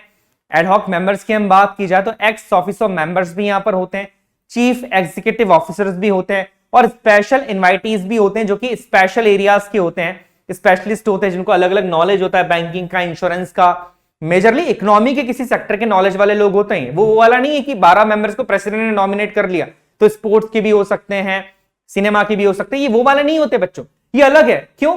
नीति आयोग है, किस पे काम कर रहा है, इकोनॉमी पे काम कर रहा है। तो जो स्पेशल इनवाइटीज होते हैं, जिन्हें स्पेशल इनवाइट किया जाता है, ये बेसिकली इकोनॉमी के ही किसी बैकग्राउंड के होते हैं, या तो कोई बहुत बड़े इकोनॉमिस्ट होंगे, या बैंकिंग सेक्टर का नॉलेज रखने वाले होंगे, या इंश्योरेंस सेक्टर के कोई बहुत बड़े ज्ञाता होंगे। इन लोगों को यहां पर लिया जाता है ताकि हर सेक्टर के अंदर एक प्रॉपर अप्रोच यहां पर दिया जा सके। अब नीति आयोग आज हमारे देश में प्लान्स को बनाता है। चलिए, इन सारी चीजों को समझने के बाद अब हम समझते हैं हमारे देश का पहला 5 ईयर प्लान। सबसे इंपॉर्टेंट पल आ ही गया था उस समय, देश को आजादी मिली और देश के सामने जो सबसे बड़ी समस्या थी वो क्या थी, देश का पार्टीशन होना। पार्टीशन जब हुआ, 2 हिस्से बने, एक भारत बना, एक पाकिस्तान बना, तो बहुत सारे लोग जो है हमारे देश के कहीं इधर से वहां गए और कहीं इस एरिया से उस एरिया में गए। जो लोग भारत के अंदर रहे या भारत के अंदर पाकिस्तान से आए, उन्हें रिफ्यूजी के नाम से जाना जाता था, शरणार्थी उन्हें कहा गया। अब इन रिफ्यूजीज को सेटल करना ये देश की एक सबसे बड़ी समस्या बन गई थी। एक जिम्मेदारी तो थी ही, पर एक समस्या भी बन गई थी। देश ऑलरेडी इकोनॉमिकली बहुत वीक था। अंग्रेज, बता चुका हूं मैं कि अंग्रेज जो है वो ड्रेन करके गए थे हमारी इकोनॉमिकल वेल्थ को, छीन के ले गए थे, पूरा बहा दिया था। तो यहां पर फर्स्ट 5 ईयर प्लान जो है वो बहुत ज्यादा इंपॉर्टेंट हो जाता है। और मैं आपको बताना चाहूंगा कि हमारा फर्स्ट 5 ईयर प्लान इतनी सारी समस्याओं के होने के बाद भी बहुत सक्सेसफुल प्लान माना जाता है। अब देखिए यहां पर पहली बार अगर मैं बात करूं तो ये जो प्लान है, आपने शायद इनका नाम तो नहीं सुना होगा, इनका पिक्चर भी नहीं देखा होगा। इनका नाम है हेरोल्ड डॉमर। बेसिकली अगर बात की जाए तो उस समय भारत के अंदर ये एग्रीकल्चर के ऊपर स्टडी कर रहे थे। बेसिकली बात की जाए, बड़ा ही इंपॉर्टेंट हमारा प्लान था। देश का जो पहला प्लान था वो इनके मॉडल के ऊपर ही बेस्ड था। अब जैसा मैंने बता दिया है कि इस समय पे ये देश के अंदर एग्रीकल्चर सेक्टर में स्टडी कर रहे थे। तो हमारा जो पहला प्लान था, देश का जो पहला 5 ईयर प्लान था, वो पहला क्वेश्चन तो ये आ सकता है आपको कि किसके मॉडल पे बेस्ड था, तो हेरोल्ड डॉमर के मॉडल के ऊपर बेस्ड था। और उसके अंदर जो टारगेट रखा गया था, जो इंपॉर्टेंस दी गई थी, वो दी गई थी टोटली एग्रीकल्चर ग्रोथ को। पहले प्लान का जो इंपॉर्टेंस दिया गया था वो किसको दिया गया था बच्चों? एग्रीकल्चर ग्रोथ को। ये जो हेरोल्ड डॉमर है, ये बहुत बड़े कह सकते हैं कि उस टाइम पे एग्रीकल्चर की रिसर्च कर रहे थे।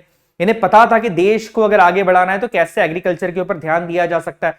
गांधी जी का भी एक व्यू था हमारा कि देश के अंदर जब भी प्लान किया जाए तो उसके लिए क्या चीज की जानी चाहिए? सबका विकास किया जाना चाहिए, रूरल डेवलपमेंट के ऊपर ज्यादा ध्यान दिया जाना चाहिए, एग्रीकल्चर को बढ़ावा दिया जाना चाहिए। इसी सोच के साथ फर्स्ट 5 ईयर प्लान को लाया गया। यहां पर हमारे पास सबसे बड़ा इशू क्या था? मैंने आपको ऑलरेडी बोला है, large scale of food import. देश की जनसंख्या शुरुआत से हमारे लिए एक समस्या है जो आज भी बनी है।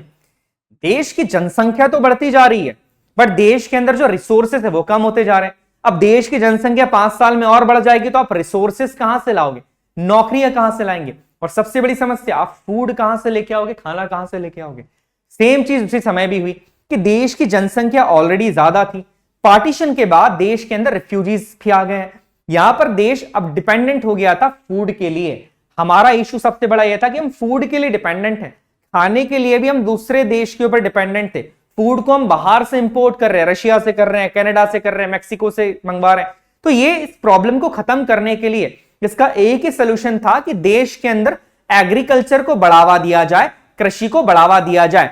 दैट्स व्हाई अगर यहां पर बात की जाए तो इनका जो मेन इंपैक्ट था या जो मेजर प्रोविजंस था वही था कि देश के अंदर एग्रीकल्चर को बढ़ावा देना। ऑब्जेक्टिव्स की बात की जाए, जैसे मैंने आपको बताया है, फूड सेल्फ सफिशिएंट बनना, कि एक सेल्फ सफिशिएंट बन जाना, आत्मनिर्भर बन जाना कम से कम अनाज के लिए। नेक्स्ट अगर पॉइंट की बात की जाए तो सबसे इंपॉर्टेंट था कि एग्रीकल्चर डेवलपमेंट की बात की गई थी। ये क्वेश्चन पूछा गया है कि फर्स्ट 5 ईयर प्लान का मेजर टारगेट क्या था, किसके डेवलपमेंट की बात की गई है? तो यहां पर हमारे एग्रीकल्चर के डेवलपमेंट की बात की गई थी। कृषि के डेवलपमेंट की बात जो है वो हमारे फर्स्ट 5 ईयर प्लान के अंदर ही की गई है। नेक्स्ट अगर बात की जाए यहां पर कि रिहैबिटेशन ऑफ रिफ्यूजीज, बताया मैंने ऑलरेडी आपको कि पार्टीशन के बाद देश के अंदर रिफ्यूजीज का वापस से रिहैबिटेशन करवाना, उनको वापस से देश में सेटल करवाना, ये भी एक बहुत बड़ी प्रॉब्लम थी। इसी को सॉल्व करने के लिए ये मेजर ऑब्जेक्टिव्स लिए गए थे। इसके अलावा अगर यहां पर बात की जाए कि जो ग्रोथ रेट का टारगेट है इस प्लान में कितना रखा गया था, कि देश की ग्रोथ रेट 5 साल में कितनी हो जाएगी, नेशनल इनकम कितनी बढ़ेगी, कितना ग्रो कर लेगा देश, तो वो रखी गई थी बच्चों 2.1%, जो काफी कम थी, बट उस समय ये भी हमारे लिए बहुत ज्यादा थी। ऑलरेडी इकोनॉमी डिग्रेड थी। अब यहां पर एक पॉइंट याद रखिएगा, पहला 5 ईयर प्लान आया था 1951 में, जो कि 1956 तक रहा है। याद रखिएगा, पूछा जाता है कि फर्स्ट 5 ईयर प्लान जो है वो कब आया है, किस ईयर में आया है, तो आया है आपका 1951 में, और 1956 तक इसे रखा जाता है। नेक्स्ट पॉइंट की बात की जाए यहां पर कि हमने बहुत सारी चीजें 5 साल में अचीव करी। पहला प्लान था, हम लोग जो है वो डरे हुए भी थे कि क्या होगा, देश की इकोनॉमी कैसे बढ़ाएंगे, बट कहीं ना कहीं हम लोग बहुत मोटिवेटेड भी थे कि नहीं, देश को अभी आजादी मिली है, अब देश को हम अपने हिसाब से चलाएंगे, देश को आगे बढ़ाना है। तो हमारे इस प्लान के थ्रू, ये प्लान तो हमारा सक्सेसफुल था ही सही, इसके अंदर हमने बहुत सारे अचीवमेंट्स भी करे। वो अचीवमेंट्स क्या है बच्चों, वो यहां पर देख लेते हैं किन किन अचीवमेंट्स की बात कर रहे हैं।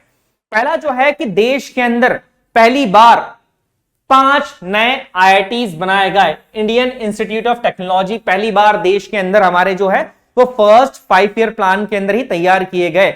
आप मैं सभी को जानता हूं, जितने भी एस्पिरेंट्स है वो आईआईटी के बारे में तो जानते ही है। देखिए यहां पर एक लोगो आपके सामने आ रहा है, मुझे बताइएगा किस आईआईटी का लोगो है, क्योंकि यही आईआईटी देश का पहला आईआईटी था। याद रखिएगा, बहुत इंपॉर्टेंट क्वेश्चन है, देश का पहला आईआईटी। और देश के अंदर जो आईआईटीज बनाए गए हैं कि देश के बच्चों को साइंस टेक्नोलॉजी इसकी समझ होनी चाहिए, इसके एजुकेशन होनी चाहिए, पढ़ाई को बढ़ावा देने के लिए। तो पहली बार देश में 5 आईआईटीज जो है वो फर्स्ट 5 ईयर प्लान के तहत ही बनाए गए थे। इसके अलावा दूसरा मेजर अचीवमेंट था कि यूजीसी यूनिवर्सिटी ग्रांट कमीशन, जो कि हायर एजुकेशन का एक आयोग है। आप इंजीनियर्स हैं, आपको ये चीज पता होगी, बेसिकली इंजीनियरिंग की तैयारी कर रहे हैं, आप ग्रेजुएशन की तैयारी कर रहे हैं किसी भी स्ट्रीम से, तो ऑब्वियसली अब यूजीसी का नाम तो आपने सुना ही होगा। यूनिवर्सिटी ग्रांट कमीशन, जो कि हायर एजुकेशन के लिए एक बोर्ड बनाया गया था, एक आयोग बनाया गया था, यह भी हमारा बेसिकली फर्स्ट 5 ईयर प्लान के अंडर ही बनाया गया था। नेक्स्ट अगर बच्चों यहां पर बात की जाए कि भाखड़ा नागल डैम और हीराकुंड डैम को भी फर्स्ट 5 ईयर प्लान के अंदर ही बनाया गया था। क्यों?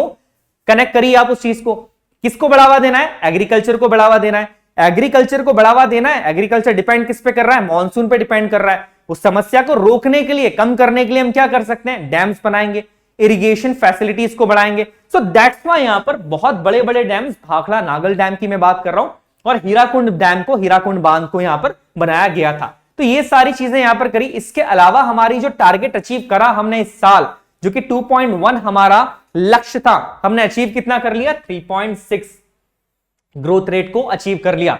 जितना सोचा था उससे ज्यादा हमने अचीव कर लिया। बहुत मेहनत करी हम लोगों ने और एक टारगेट से ऊपर हम यहां पर रहे, है ना। चलिए नेक्स्ट पॉइंट की बात की जाए। कुछ समस्याएं भी रही, बट एक इंपॉर्टेंट चीज इस समय पे ये हुई थी कि मॉनसून बहुत अच्छा था। जब ये 5 साल का प्लानिंग हुआ तो इन 5 सालों के अंदर मॉनसून बहुत अच्छा था हमारे देश का। अच्छे से मॉनसून हो रहा है, मॉनसून होगा तो क्या बढ़ेगा? हमारा एग्रीकल्चर बढ़ेगा। एग्रीकल्चर बढ़ेगा तो ऑब्वियसली इस प्लान के अंदर हम सक्सेसफुल तो हो ही गए थे। तो फर्स्ट 5 ईयर प्लान की मैं बात करूं बच्चों, तो एक सक्सेसफुल प्लान ये माना जाता है। क्यों? क्योंकि टारगेट रेट जितना था हमारा, उस टारगेट रेट से हमने ज्यादा अचीव कर लिया था। बहुत इंपॉर्टेंट पॉइंट है। नेक्स्ट पॉइंट की बात की जाए, अब आता है हमारा सेकेंड 5 ईयर प्लान। हम लोग बहुत ज्यादा मोटिवेटेड थे, बहुत ज्यादा खुश थे फर्स्ट 5 ईयर प्लान की सक्सेस से। अब सेकेंड 5 ईयर प्लान के अंदर कुछ चेंजेस किया जाना जरूरी था, क्योंकि कहीं ना कहीं अब हमारी जो डिपेंडेंसी थी वो दूसरे देशों के ऊपर फूड के फॉर्म में कम हो गई थी। क्योंकि हमने क्या किया था, फूड सफिशिएंसी का जो टारगेट था वो कहीं ना कहीं हमारा अचीव हो गया था। पूरा नहीं हुआ था अचीव, बट एटलीस्ट कुछ ना कुछ हो गया था। अब सेकेंड 5 ईयर प्लान की अगर मैं बात करूं तो यहां पर एक बड़ा ही इंपॉर्टेंट पिक्चर आ रहा है। पहले मैं बता देता हूं कि 1956 से लेकर 1961 तक सेकेंड 5 ईयर प्लान चलाया गया था। अब यहां पर एक बड़ा ही इंपॉर्टेंट पिक्चर है, अगर आपको इनका नाम हो, कि पी महालनोबिस, जो कि एक बेसिकली मैं बात करूं तो बड़े ही रेनोन पर्सन थे हमारे देश के।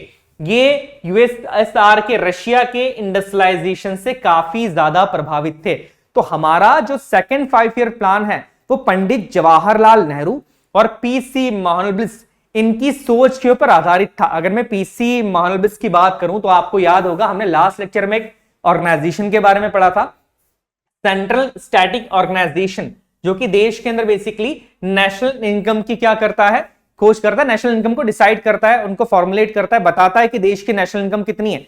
इस सीएसओ का जो फाउंडर थे या जो फाउंडर है वो हमारे पीसी महालनोबिस साहब ही हैं, याद रखिएगा पॉइंट। और इन्हीं के जन्म दिवस पे, जो कि 29 जून को आता है, नेशनल स्टैटिक्स डे मनाया जाता है। छोटी छोटी सी चीजें याद रखना है आपको। किसी के नाम पे अगर डे मना रहे हैं तो उस पर्सन ने कुछ बहुत बड़ा अचीव किया होगा, ऑब्वियसली चीज है। तो यहां पर जो पीसी महालनोबिस थे हमारे, ये बेसिकली यूएसएसआर के इंडस्ट्रियलाइजेशन से बहुत ज्यादा प्रभावित थे। यूएसएसआर का इंडस्ट्रियलाइजेशन कौन सा है? वो हैवी इंडस्ट्री वाला। अब हमने पहला जो हमारा 5 ईयर प्लान था उसके अंदर हमने एग्रीकल्चर को इंपॉर्टेंस दी थी। सेकेंड 5 ईयर प्लान के अंदर हम इंपॉर्टेंस इसको देंगे बच्चों, हम देंगे हैवी इंडस्ट्रीज को, इंडस्ट्रियलाइजेशन को इंपॉर्टेंट देंगे। चलिए कुछ पॉइंट्स पढ़ते हैं। ऑब्जेक्टिव क्या आते हैं? पहला था ऑब्वियसली जो मैंने बताया, emphasize on the heavy industries. Bharat के अंदर जो भारी उद्योग हैं देश के अंदर, हैवी इंडस्ट्रीज हैं, स्टील इंडस्ट्री, आयरन इंडस्ट्री की बात कर रहे हैं हम लोग, इसको बढ़ावा दिया जाना। उस टाइम पे हैवी इंडस्ट्री में स्टील इंडस्ट्री सबसे टॉप के ऊपर चल रही थी। तो देश के अंदर ज्यादा से ज्यादा स्टील इंडस्ट्री को फॉर्मुलेट करना, ये इसका पहला ऑब्जेक्टिव था। नेक्स्ट अगर पॉइंट की बात की जाए कि देश की जो इकोनॉमी है, जो कि फर्स्ट 5 ईयर प्लान के अंदर एग्रीकल्चर बेस्ड थी, उसको शिफ्ट कर लेना। कहां शिफ्ट कर लेना? एग्रीकल्चर से लेके इंडस्ट्री के ऊपर शिफ्ट कर लेना। हैवी इंडस्ट्री की बात कर रहे हैं तो इकोनॉमी को एग्रीकल्चर से इंडस्ट्री के ऊपर शिफ्ट कर लेना, ये भी इसका एक मेजर मोटिव था। इसके बाद अगर बात की जाए बच्चों कि इंडस्ट्रियल पॉलिसी रेजोल्यूशन, यहां पर इसी प्लान के बाद देश में सेकेंड इंडस्ट्रियल पॉलिसी बनाई गई है ना। देश की पहली इंडस्ट्रियल पॉलिसी 1948 में बनी थी, इसके बाद 1956 के अंदर एक इंडस्ट्रियल पॉलिसी रिफॉर्म लाया गया, रेजोल्यूशन लाया गया, एक बहुत ही इंपॉर्टेंट पॉइंट लाया गया और सेकंड इंडस्ट्री पॉलिसी यहां पर बनाई गई थी। पहली कब बनी है? 1948 में, याद रखिएगा, क्योंकि अब देश में हमको किसको बढ़ावा देना है? हैवी इंडस्ट्रीज को बढ़ावा देना है, तो इंडस्ट्रियलाइजेशन के लिए एक नई इंडस्ट्री पॉलिसी लाना जरूरी थी। सो दैट्स व्हाई 1956 के अंदर एक पॉलिसी रेजोल्यूशन लाया गया, जिसके थ्रू एक नई इंडस्ट्रियल पॉलिसी देश को मिली और देश के अंदर हैवी इंडस्ट्रीज को यहां पर बढ़ावा मिला। तो यहां पर इस पॉलिसी के अंदर बहुत सारी चीजें हुई। अब देखते हैं हमने इसमें क्या क्या मेजर पॉइंट्स अचीव करे। टारगेट की मैं बात करूं, टारगेट था बच्चों हमारा 4.6, पहले टारगेट कितना था? 2.1। हम बड़े खुश हो गए, टारगेट क्या करा हमने? बढ़ा दिया, टारगेट कर दिया 4.6। अब देखते हैं यहां पर अचीव क्या क्या किया, क्योंकि सेकंड 5 ईयर प्लान के अंदर बहुत सारे अचीवमेंट्स रहे हमारे। पहला, हमने बहुत सारे स्टील प्लांट्स बनाए, जैसे भिलाई स्टील प्लांट बनाया गया जो कि रशिया के सहयोग से बनाया, रशिया यूएसएसआर के सहयोग से बना है। इसके बाद हमने दुर्गापुर स्टील प्लांट बनाया जो कि ब्रिटेन के सहयोग से बना है। ये पूछा जाता है कई बार एग्जाम्स में कि कौन सा प्लांट किस कंट्री के सहयोग से बना है। इकोनॉमिकली हम इतने ज्यादा स्ट्रांग नहीं थे, हमको दूसरी कंट्रीज कहीं ना कहीं इंडस्ट्रीज को सेटअप करने में सपोर्ट कर रही थी। तीसरा, एक इंपॉर्टेंट प्लांट खोला गया था यहां पर, राउरकेला स्टील प्लांट, जो कि वेस्ट जर्मनी के सहयोग से बना है ना। वेस्ट जर्मनी जो अलग अलग पार्ट्स में थे, पहले ईस्ट जर्मनी अलग था, वेस्ट अलग था। वर्ल्ड हिस्ट्री के अंदर आपने पढ़ा होगा, लड़ाइयां चल रही थी, जो भी इश्यूज थे, उसके बाद अभी दोनों एक हो गए। तो वेस्ट जर्मनी के सहयोग से हमने यहां पर राउरकेला स्टील प्लांट बनाया था, याद रखिएगा इस पॉइंट को। नेक्स्ट पॉइंट की बात की जाए तो एक बड़ा ही इंपॉर्टेंट फैक्टर है, आपने इनको देखा होगा, हमारे डॉक्टर होमी जहांगीर भाभा, जो कि पहले चेयरमैन थे हमारे एटॉमिक एनर्जी कमीशन के। तो हमारा जो एटॉमिक एनर्जी कमीशन है, जो कि 1957 के अंदर बना था, वो भी सेकंड 5 ईयर प्लान के अंदर ही बना है, याद रखिएगा 1957 के अंदर बना था एटॉमिक एनर्जी कमीशन। इसके बाद अगर हम बात करें कि Tata institute of fundamental research, देश के अंदर रिसर्च को बढ़ावा देने के लिए, देश के अंदर वैज्ञानिक सोच को, साइंटिफिक सोच को बढ़ावा देने के लिए research, R&D, research and development के अंदर अगर आप हैं तो आपने Tata institute of fundamental research का नाम तो सुना ही होगा। इसी प्लान के अंदर Tata research of fundamental research, Tata institute of fundamental research को स्टैब्लिश किया गया था, याद रखिएगा, जो कि एक बहुत ही इंपॉर्टेंट रिसर्च इंस्टीट्यूशन आज भी है देश का। इसके अलावा अगर बात करें तो लाइफ इंश्योरेंस कॉर्पोरेशन, LIC आप जानते हैं, जीवन बीमा निगम, 1956 के अंदर इसे भी बनाया गया, जो कि कब है? हमारे सेकंड 5 ईयर प्लान के अंदर ही आता है। इसके बाद अगर मैं बच्चों बात करूं तो फर्स्ट टीवी ब्रॉडकास्ट, देश में पहली बार टेलीविजन आए। हम कौन सा टेलीविजन की बात कर रहे हैं? हम यहां पर ब्लैक एंड व्हाइट टीवी की बात कर रहे हैं, रंगीन टीवी की बात नहीं कर रहे हैं। देश में पहली बार टेलीविजन ब्रॉडकास्ट जो किया गया था, वो सेकंड 5 ईयर प्लान के अंदर किया गया। ये लोगो आपने देखा ही होगा, दूरदर्शन, पहले एक ही चैनल चलता था जिसे हम दूरदर्शन के नाम से जानते हैं। तो दूरदर्शन के ऊपर ये ब्रॉडकास्ट होना, चीजें स्टार्ट हो गई थी, देश के अंदर टीवी की शुरुआत हुई थी। तो बहुत सारी चीजें हमने सेकंड 5 ईयर प्लान के अंदर अचीव करी है, याद रखिएगा इस पॉइंट को। नेक्स्ट पॉइंट की बात की जाए बच्चों, अचीवमेंट्स के अंदर टारगेट हमारा अचीव कितना हुआ? 4.27 ग्रोथ रेट ही अचीव हुई, जितना था उससे तो कम हो गया। इतना अचीवमेंट्स कर लिया, फिर भी टारगेट रेट तो हमारा कम ही अचीव हुआ है। क्या रीजन रहे होंगे? जानते हैं इस चीज को भी कि क्या रीजन रहे थे, टारगेट्स क्यों अचीव हुआ था। देखिए हुआ क्या, हमने ज्यादा ध्यान किस पे दे दिया? हैवी इंडस्ट्रियलाइजेशन पे। अब हमने हैवी इंडस्ट्री पे तो ध्यान दे दिया, बट हमारी ऑलरेडी जो स्मॉल कॉटेज इंडस्ट्री थी वो क्या हो गई? स्लगिश हो गई, वो धीरे धीरे और खराब होती गई, क्योंकि देश का पूरा ध्यान हैवी इंडस्ट्री पे था और हमारे देश के बहुत सारे लोग जो है वो इस इंडस्ट्री पे डिपेंड करते थे। तो जब ये इंडस्ट्रीज ही स्लगिश हो जाएगी तो देश की इकोनॉमी बढ़ कैसे सकती है? तो इनको अवॉइड करना हमारी एक बहुत बड़ी गलती रही थी सेकंड इकोनॉमिक प्लानिंग के अंदर।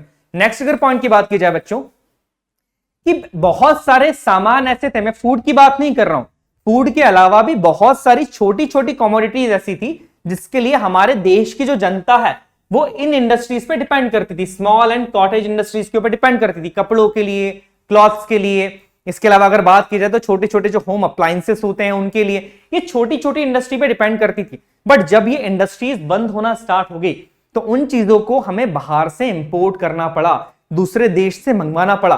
तो यहां पर हमारा इंपोर्ट इंक्रीज होने के कारण हमारा जो फॉरेन रिजर्व था, हमारे पास जो विदेशी मुद्रा थी, वो कम हो गया। फॉरेन क्राइसिस भी इस समय पे आ गए थे, अगर आप में से कुछ लोगों को पता हो तो। सो दैट्स व्हाई हुआ ये कि जितना टारगेट हमने किया था उस टारगेट को हम अचीव कर ही नहीं पाए। ओनली 4.27%, ये 26% भी कुछ लोग कहते हैं कि 4.26% है, बट यहां पर ओवरऑल की मैं बात करूं तो लगभग 4.27% का जो ग्रोथ रेट था उसको हम यहां पर अचीव कर पाए, जो कि बहुत बुरा नहीं था, बट जो टारगेट बनाया है उसको तो एटलीस्ट हम अचीव नहीं कर पाए थे यहां पर। इसके अलावा अगर बात की जाए बच्चों की, यहां पर आज हमने दोनों प्लानिंग्स के बारे में जान लिया है। फर्स्ट 5 ईयर प्लान के बारे में जाना है, सेकंड 5 ईयर प्लान के बारे में जाना है, और नेक्स्ट लेक्चर के अंदर हम थर्ड प्लान और सारे प्लान्स को यहां पर समझ लेंगे। याद रखिएगा, पहला, दूसरा, तीसरा प्लान, प्लान हॉलीडे और 12th जो 5 ईयर प्लान है वो बड़ा इंपॉर्टेंट है, उससे क्वेश्चन थोड़े से ज्यादा आते हैं। चलिए बच्चों, आज का लेक्चर यहां पर हम कंप्लीट करते हैं। लेक्चर को कंप्लीट करने से पहले आज कुछ क्वेश्चंस हम लगा लेते हैं जो कि बहुत इंपॉर्टेंट है, एग्जाम्स में पूछे भी गए हैं और बड़े सिंपल से क्वेश्चन है। चलिए पहला क्वेश्चन देखते हैं। इन सारे क्वेश्चंस के आंसर जो है वो आप ही को कमेंट बॉक्स के अंदर देने, क्योंकि बड़े इजी क्वेश्चन है। पहला क्वेश्चन है, who give the final approval to the 5 year plan of India. देश में जब पंचवर्षीय योजना बन जाती है तो उसे देश में फाइनल अप्रूवल कौन देता है, कौन अप्रूव करता है कि हाँ ये प्लान बन गया है? पहला है हमारा नीति आयोग, दूसरा है प्लानिंग कमीशन, तीसरा है एनडीसी, नेशनल डेवलपमेंट काउंसिल, चौथा है हमारा none of the above. Second question की बात करें, when was the first 5 year plan of India started. देश के अंदर पहली पंचवर्षीय योजना कब शुरू की गई थी? ऑप्शन है आपके 1951, 1952, 1950 एंड 1949। नेक्स्ट क्वेश्चन की बात की जाए बच्चों, the very first 5 year plan of India was based on the model of. देश का जो पहला 5 ईयर प्लान था, पहली पंचवर्षीय योजना थी, वो किसके मॉडल पे बेस्ड थी? पहला आपका आ रहा है महलनोबिस मॉडल, दूसरा है हेरोड डॉमर मॉडल, तीसरा है बॉम्बे प्लान और चौथा है यहां पर none of this. Next question की बात की जाए, what is the prime target of the first 5 year plan of India.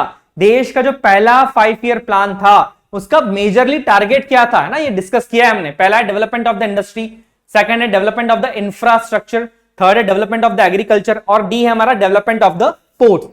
Next last question की बात की जाए, in which 5 year plan of India opted the mixed economy. ये बड़ा इंपॉर्टेंट पॉइंट है। देश के अंदर जो मिक्स्ड इकोनॉमी का कॉन्सेप्ट है वो कौन से 5 ईयर प्लान के अंदर अडॉप्ट कर लिया था? याद रखिएगा, इसका आंसर होगा second 5 year plan. Second 5 year plan के अंदर देश के अंदर मिक्स्ड इकोनॉमी होगी हमारे देश की। हमारे देश जो है कैपिटलिस्ट इकोनॉमी के ऊपर नहीं जाएगा, सोशलिस्ट के ऊपर भी नहीं जाएगा, या देश हमारा जो है मिक्स्ड इकोनॉमी के ऊपर चलेगा। ये बात कब डिसाइड कर ली गई थी? ये सेकंड 5 ईयर प्लान से इस चीज को अडॉप्ट कर लिया गया था। आई होप बच्चों आज का लेक्चर आपके लिए बड़ा इंफॉर्मेटिव रहा होगा। मैं पहले भी कह चुका हूं, प्लानिंग इन इंडिया बहुत ही ज्यादा इंपॉर्टेंट टॉपिक है। इससे क्वेश्चन आने के चांसेस, एक पूरे इकोनॉमिक्स में सबसे ज्यादा इसी टॉपिक से क्वेश्चन आने के चांसेस होते हैं। तो आपको इस टॉपिक को प्रॉपरली बहुत अच्छे से समझना है।